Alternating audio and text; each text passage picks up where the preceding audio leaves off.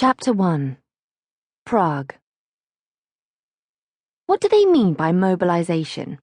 All young men have to join up. Why? Not long ago it was all about Austria, and now it's mobilization again. People can't talk about anything else, but what is it?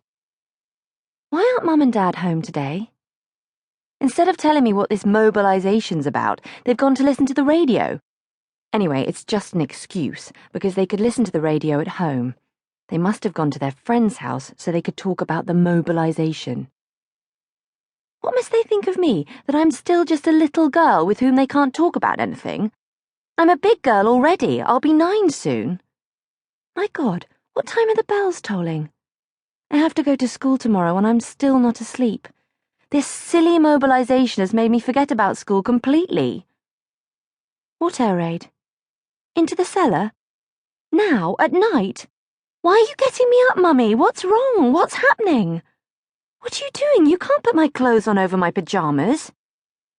The gong just sounded in the hallway, summoning us to the shelter. Dad was pacing impatiently in the vestibule, and Mum barely managed to pull my gym clothes on before we fled down to the cellar. The porter opened the old storeroom, which was supposed to serve as a shelter. There wasn't a lot of room. We were packed together, but at least we all fit in. At first, no one spoke, but their fearful eyes asked, "What will happen? What does it mean?" However, in a little while, the mood improved. The men tried to calm the women down, although they were just as upset themselves. They had more self-control and could crack jokes. About a half hour later, the blare of the sirens announced the end of the air raid. Everyone went back to their flats. The parents of my friend invited us to spend the rest of the night at their house. They sent Eva and me to sleep. Our parents stayed in the other room, where they listened to the radio. Sleeping was out of the question. Why should we kids have to sleep when everyone else was up? And when we finally closed our eyes, the siren wailed again. It happened 3 more times that night, and each time we went to the shelter. We didn't sleep at all that night. We children couldn't wait till morning. We'd have so much to tell people at school. Maybe there wouldn't even be school. That would be brilliant. The grown-ups had other things to worry about, and so they weren't so happy when the siren went off. But fortunately, everything turned out okay. They were just false alarms, and there was no air raid. In the morning, I went to school. The classes weren't much use. All of us were excited and tired from the previous night. We told each other our nighttime adventures. There was stuff to talk about all day. After lunch, which wasn't much good, no one was in the right frame of mind to cook. The whole building met in the shelter again.